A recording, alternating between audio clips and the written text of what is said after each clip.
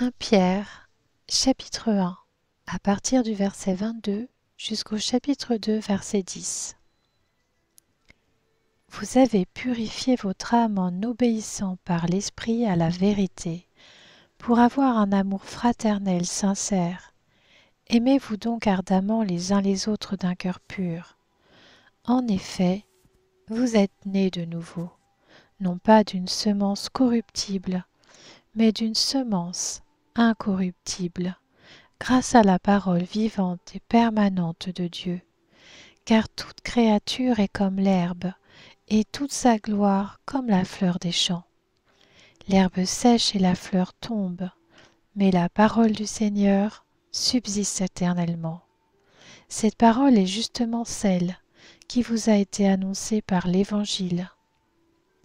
Débarrassez-vous donc de toute méchanceté et toute ruse, de l'hypocrisie, l'envie et toute médisance, et comme des enfants nouveau-nés, désirez le lait pur de la parole.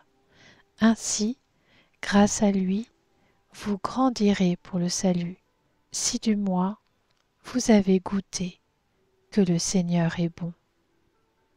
Approchez-vous de Christ, la pierre vivante, rejetée par les hommes, mais choisie et précieuse devant Dieu.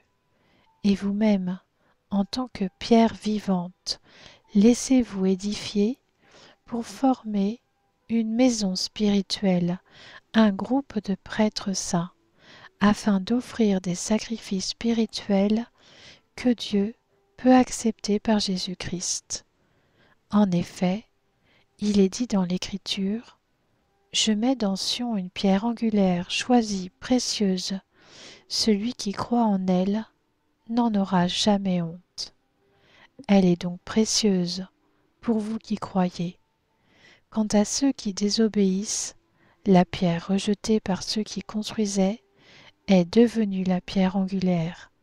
Elle est aussi une pierre qui fait obstacle et un rocher propre à faire trébucher. Ils s'y heurtent parce qu'ils désobéissent à la parole, et c'est à cela qu'ils ont été destinés. Vous, au contraire, vous êtes un peuple choisi, des prêtres royaux, une nation sainte, un peuple racheté, afin de proclamer les louanges de celui qui vous a appelés des ténèbres à sa merveilleuse lumière.